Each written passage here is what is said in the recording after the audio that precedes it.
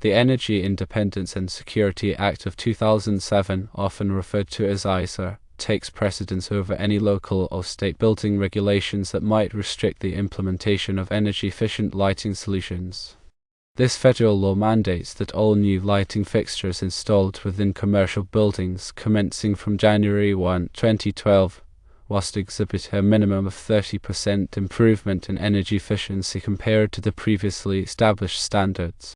When considering the replacement of a 60-watt incandescent bulb with a 13-watt fluorescent bulb, this action results in substantial energy conservation and aligns fully with the stipulations of EISA.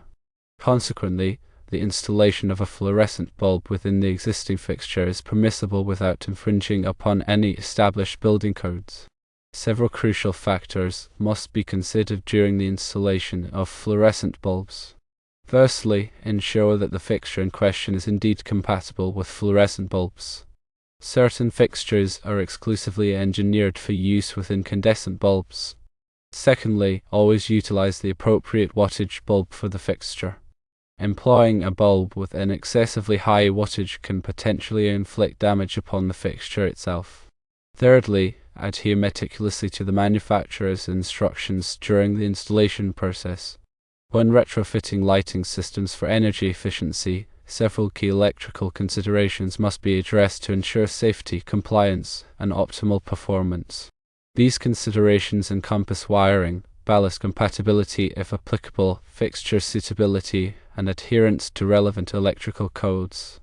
Firstly, assessing the existing wiring is paramount. The wiring must be in good condition and capable of handling the electrical load of the new lighting system. Check for any signs of damage, such as frayed insulation or loose connections. If the wiring is old or inadequate, it should be replaced by a qualified electrician to prevent potential hazards such as electrical fires or shocks. Secondly, for fluorescent or LED retrofits, the compatibility of the ballast with the new lamps is critical. Ballasts are electrical components that regulate the voltage and current supplied to the lamps. Ensure that the existing ballast is compatible with the new lamps, or replace it with a compatible ballast. Using incompatible ballast can result in flickering lights, reduced lamp life, or even ballast failure. LED retrofits often involve bypassing the ballast altogether, which requires careful wiring modifications. Thirdly, evaluate the suitability of the existing fixture for the new lamps. Some fixtures may not be designed to accommodate the size, weight, or heat dissipation characteristics of LED or fluorescent lamps. Ensure that the fixture can safely and securely hold the new lamps and that there is adequate ventilation to prevent overheating. Modifying the fixture may be necessary to ensure proper fit and functionality. Fourthly, adherence to the National Electrical Code, or NEC, and local electrical codes is essential. These codes provide detailed requirements for electrical installations, including wiring methods, grounding, overcurrent protection, and fixture mounting. Familiarize yourself with the relevant codes and ensure that the retrofit complies with all applicable requirements. Some key NEC articles to consider include Article 210 regarding branch circuits, Article 220 concerning branch circuit, feeder, and service calculations, Article 400 covering flexible cords and cables, Article 410 pertaining to luminaires, lamp holders, and lamps, and Article 600 addressing electric signs and outline lighting. In addition to these core considerations, several other factors can impact the success and safety of a lighting retrofit. Firstly, proper grounding is crucial for preventing electrical shocks and ensuring the safe operation of the lighting system. Verify that all metal parts of the fixture are properly grounded according to NEC requirements. Secondly, overcurrent protection, such as circuit breakers or fuses, should be sized appropriately for the new lighting system. Ensure that the overcurrent protection devices are rated to protect the wiring and fixtures from overloads or short circuits. Thirdly, consider the ambient temperature of the environment where the lighting system will be installed. High ambient temperatures can reduce the lifespan and performance of some lamps and ballasts. Choose lamps and ballasts that are rated for the expected ambient temperature range. Fourthly, when working with electricity, always follow safe work practices. Turn off the power to the circuit before working on any electrical components. Use insulated tools and wear appropriate personal protective equipment, such as safety glasses and gloves. If you are not comfortable working with electricity, hire a qualified electrician to perform the retrofit. Lastly, document all changes made to the electrical system, including wiring modifications, ballast replacements, and fixture changes. Keep a record of the new lamps, ballasts, and other components used in the retrofit. This documentation will be helpful for future maintenance and troubleshooting. Careful planning, attention to detail, and adherence to electrical codes are essential for successful and safe lighting retrofit. By addressing these electrical considerations, you can ensure that the new lighting system operates efficiently, reliably, and safely.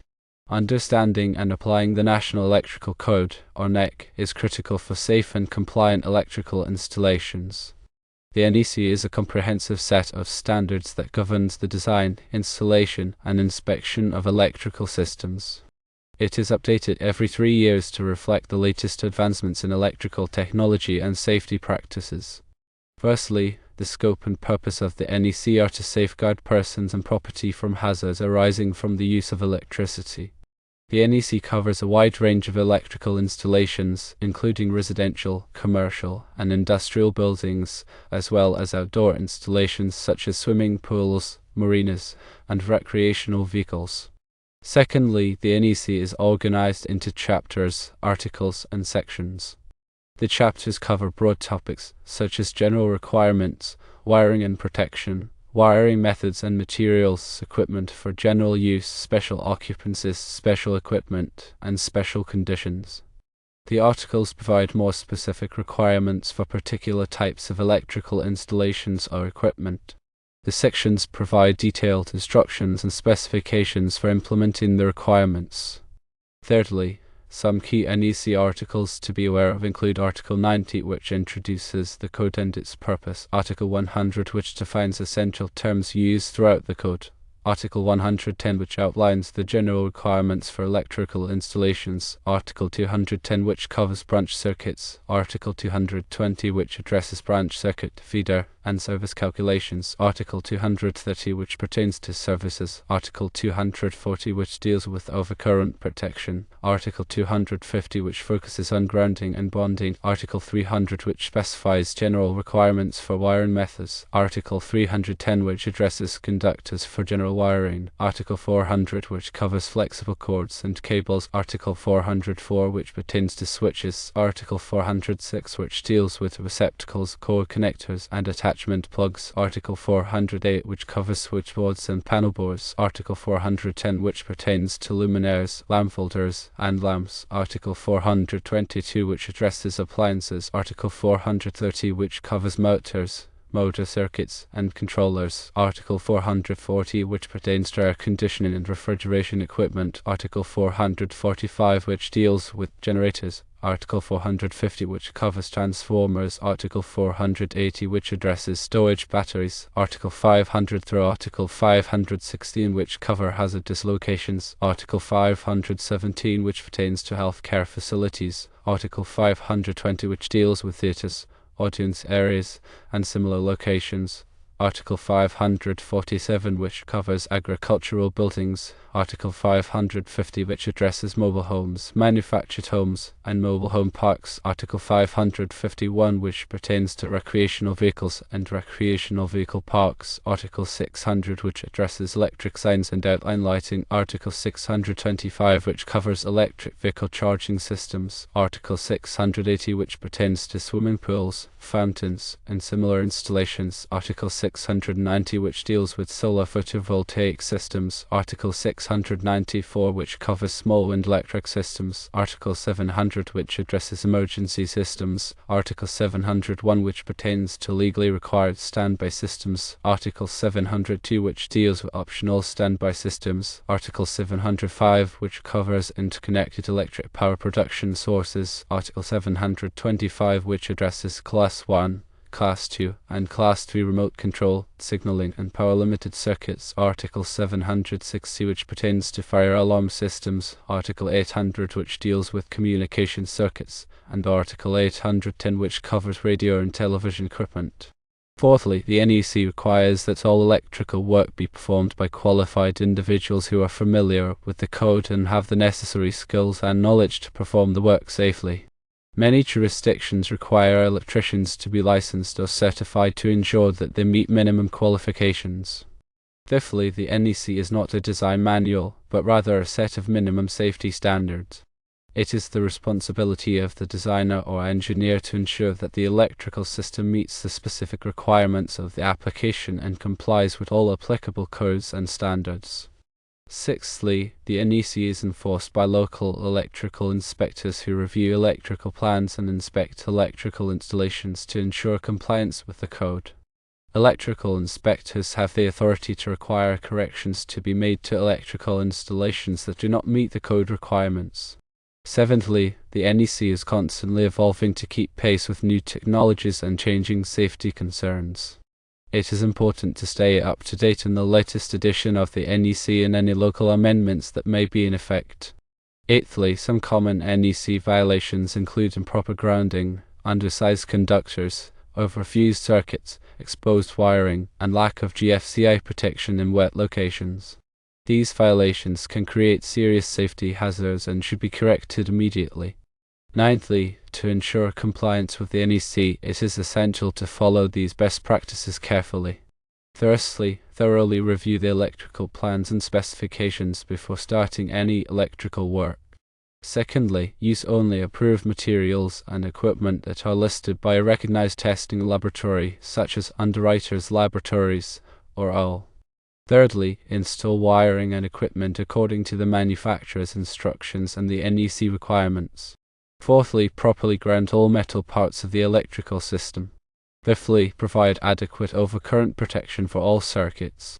Sixthly, protect wiring from physical damage. Seventhly, ensure that all electrical connections are tight and secure. Eighthly, label all circuits and equipment clearly.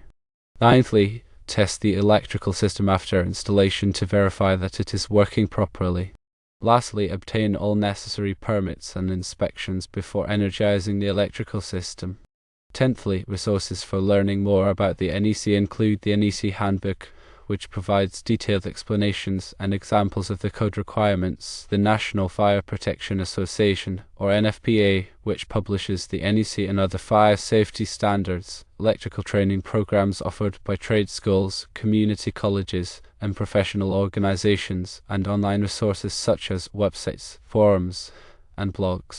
By understanding and applying the NEC requirements, you can help ensure the safety of people and property from electrical hazards. The Energy Independence and Security Act of 2007, or EISA, is a United States federal law that aims to improve energy efficiency and energy security. It was signed into law on December 19, 2007. Firstly, the key provisions of EISA include appliance efficiency standards, lighting efficiency standards, building energy efficiency standards, renewable energy promotion, energy efficiency in the federal government, and carbon capture and storage. Secondly, appliance efficiency standards include EISA sets minimum energy efficiency standards for a wide range of appliances, including refrigerators, freezers, dishwashers, clothes washers, clothes dryers, and air conditioners. These standards are designed to reduce energy consumption and save consumers money on their utility bills. Thirdly, lighting efficiency standards include EISA phases out inefficient incandescent light bulbs and replaces them with more energy efficient alternatives, such as compact fluorescent lamps, or CFLs, and light-emitting diodes, or LEDs. The law also sets standards for other types of lighting, such as fluorescent lamps and halogen lamps. Fourthly, building energy efficiency standards include EISA promotes the development of building energy codes and standards that require new buildings to be more energy efficient. The law also provides incentives for retrofitting existing buildings to improve their energy performance. Fifthly, renewable energy promotion includes EISA encourages the development and use of renewable energy sources such as solar, wind, and geothermal. The law provides tax incentives, grants, and loan guarantees for renewable energy projects. Sixthly, energy efficiency in the federal government includes EISA requires the federal government to reduce its energy consumption and increase its use of renewable energy. The law sets goals for federal agencies to improve their energy efficiency and to purchase renewable energy. Seventhly, carbon capture and storage includes EISA promotes research and development of carbon capture and storage technologies. These technologies are designed to capture carbon dioxide emissions from power plants and other industrial sources and store them underground. Eighthly, the goals of EISA include reducing energy consumption, improving energy efficiency, increasing the use of renewable energy, reducing greenhouse gas emissions, and enhancing energy security. Ninthly, the impact of EISA includes EISA has had a significant impact on energy efficiency and energy security in the United States. The law has helped to reduce energy consumption, save consumers money on their utility bills, and reduce greenhouse gas emissions. EISA has also helped to promote the development and use of renewable energy sources. Tenthly, the implementation of EISA includes EISA is implemented by various federal agencies, including the Department of Energy, or DOE, the Environmental Protection Agency, or EPA, and the Department of Transportation, or DOT. These agencies are responsible for developing regulations, providing technical assistance, and enforcing the law. The Act fosters energy conservation and security through various means. This includes setting efficiency standards for appliances, promoting renewable energy sources, and encouraging energy-efficient building practices. By phasing out less efficient lighting options and setting new standards for appliances, EISA aims to reduce overall energy consumption. EISA also promotes renewable energy development through incentives and support for renewable energy projects.